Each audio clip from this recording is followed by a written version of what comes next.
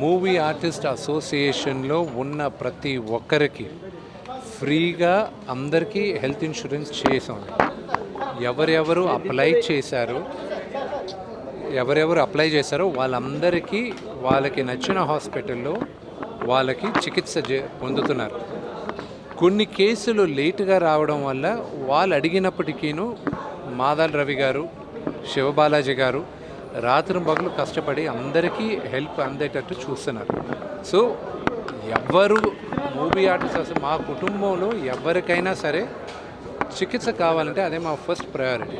So దానిపైన మేము చాలా జాగ్రత్తగా స్క్రీనింగ్ చేసినప్పుడు ఎవరికైనా ఏదైనా మేజర్ ప్రాబ్లం బయటపడితే దానికి వీళ్ళు ట్రీట్మెంట్ కూడా చేస్తారా? Only screening?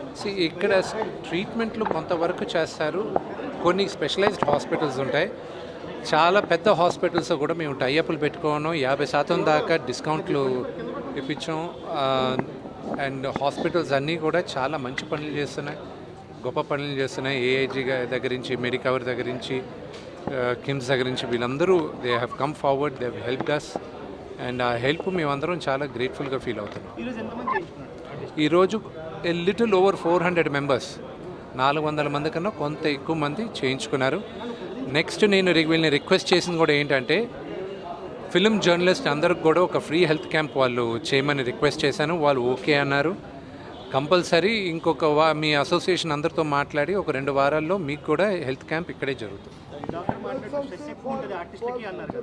సారీ,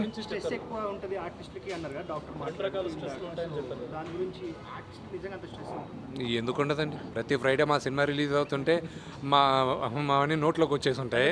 సో ప్రొడ్యూసర్లకు ఉంటాయి, అందరికీ ఉంటాయి. ఇప్పుడు ఏ యాక్టర్కి గ్యారంటీగా పని దొరుకుతుంది 365 రోజులు అనేది కష్టం. అతి తక్కువ మందికి ఉంటుంది పని. సో ఈ సినిమాలో నా పాత్ర బ్రహ్మాండంగా ఉంటే వచ్చే సినిమాలో నన్ను గుర్తించి మిగతా వాళ్ళు నాకు అవకాశం ఇస్తారన్న ఆశ ప్రతి ఒక్కరికి ఉంటుంది. ఆ స్ట్రెస్ ఉంటుంది. Sorry,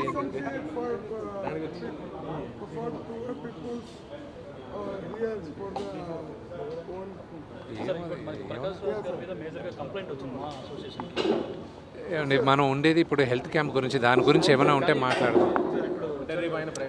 there is nothing I need to speak. దాని గురించి మాట్లాడేసాను. ఆయన గురించి ఎంతోమంది, అది ఆయన ఇష్టం, అది ఆయన టోటల్ ఆయన పర్సనల్ వ్యూ. నా పర్సనల్ వ్యూ నేను వ్యక్తం చేశాను.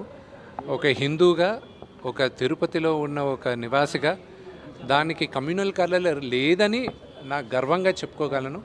సో అది కరెక్ట్ కాదు అని చెప్పాను, అంతేగాని దానిపైన నేను చిన్నప్పటి నుంచి నాన్నగారి సినిమాలో ఆయన యాక్ట్ చేసినప్పటి నుంచి నేను చూసాను. నేను అంకుల్ అని సంబోధిస్తాను. ఆయన అంటే నాకు గౌరవం, అంతేగాని there is nothing controversial about it.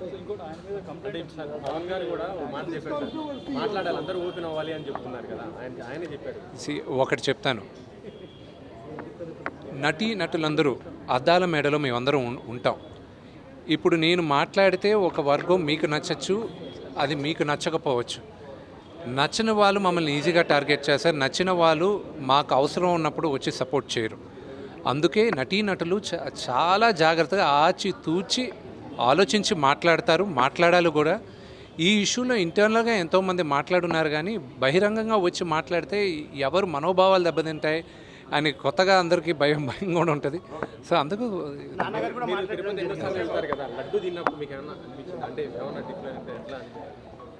అండి దేవుడి పైన నమ్మకంతో విషం తాగినా కూడా అది అమృతంలాగే ఉంటుంది. ఆ నమ్మకం ఏ లెవెల్లో ఉందనేది మనకి.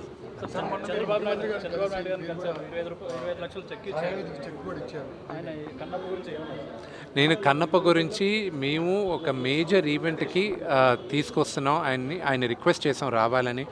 అది శ్రీకాళహస్తిలోనే జరగాలి. ఎందుకంటే ఇంత భారీ బడ్జెట్ పెట్టి ఆ ఈశ్వరుడి పైన సినిమా తీస్తున్నాం, కన్నప్ప పైన సినిమా తీస్తున్నాం.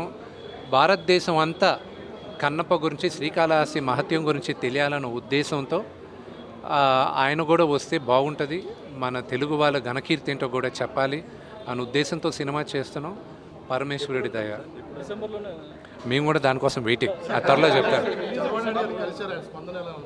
బ్రహ్మాండంగా ఉందండి ఆయన దగ్గర ఉన్న స్పందన. Family, friends, family relatives and you know మిగతా క్వశ్చన్స్ అని వీటి గురించి మీరు నాన్నగారిని అడగాలి. నాన్నగారు జానీ మాస్టర్ వివాదం మీ దగ్గరకు వచ్చిందా? మాస్టర్ ఉంది కదా. సి వై డూ ఎందుకు నన్ను ఎందుకు కాంట్రవర్సీస్ చేస్తారు? సి దాని గురించి ఆల్రెడీ ఓవర్, దాని గురించి ఓవర్ కోర్టులో చేస్తున్నారు. అయితే మీరు దృష్టికి వచ్చి చేస్తారు అవతహి అనే దాన్ని మలేషియాలో ప్లాన్ చేశారు. అది పోస్ట్పోన్ అయిందండి. పోస్ట్పోన్.